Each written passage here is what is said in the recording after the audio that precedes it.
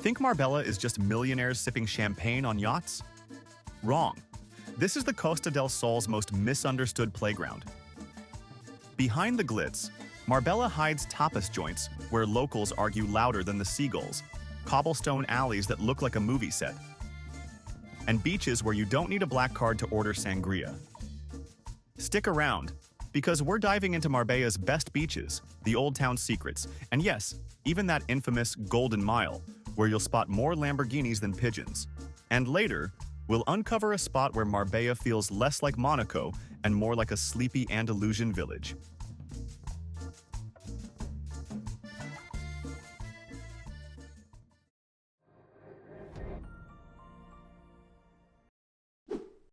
Start in Marbella's Casco Antiguo, the Old Town.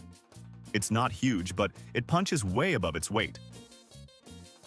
Orange Square, or Plaza de los Naranjos, is the heart of it. Cafes spilling into the streets, bougainvillea climbing the whitewashed walls, and yes, actual orange trees shading your café con leche. You'll want to explore the narrow alleys that twist out from the square, because one of them hides a rooftop bar where you sip cocktails while the church bells echo over the terracotta roofs. It's Marbella, but unplugged.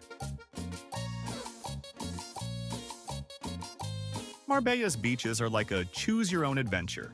Playa Casablanca, a local favorite just west of the city center, with a long stretch of golden sand and a more laid-back vibe than the busier town beaches.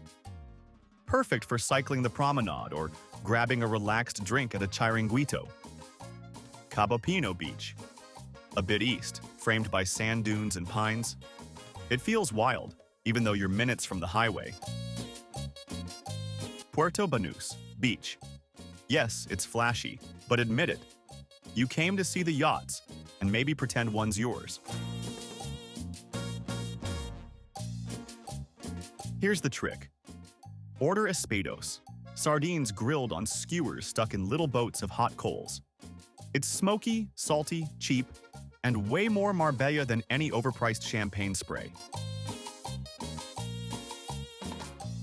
Puerto Banus is Marbella's alter ego. Think luxury cars lined up like they're in a fashion show. Designer boutiques where the security guard is better dressed than you. And bars where the bill might trigger an identity crisis. But here's the twist. You don't have to spend a dime. Strolling the marina at sunset is free entertainment. Where else can you overhear someone ordering Dom Perignon while you nurse a €2 gelato? Stay tuned, because just 10 minutes away is a Marbella most tourists never bother to find.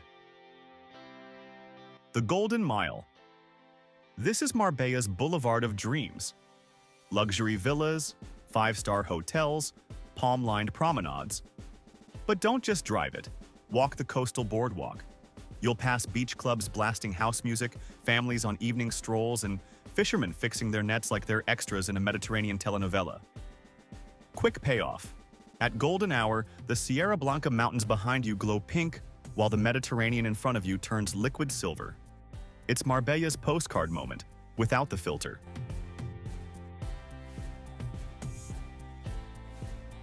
Enough beaches. Let's eat. Hit the Mercado Municipal, where locals argue over jamón, olives, and seafood fresh enough to glare back at you. Grab boquerones en vinagre and a cold cerveza. For tapas, skip the polished menus. Order whatever looks like it was cooked by someone's abuela. And yes, in Marbella, a drink can still come with a free tapa. That's not a bargain. It's culture. Now for the curveball. Drive 15 minutes inland to Agen. Whitewashed houses, cobblestone lanes, and mountain silence so strong you'll check if your Wi-Fi broke. From the plaza, the coast sparkles below, but up here it's another world. Slower, quieter, and blissfully yacht-free.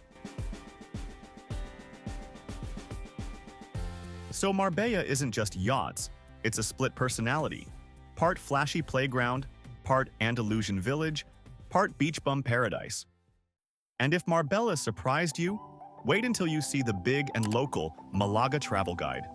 Because if Marbella is the glitzy little sister, Malaga is the soulful big sibling. with street art, tapas chaos, and a castle view that blows Marbella's Golden Mile out of the water. Link below. Watch it now.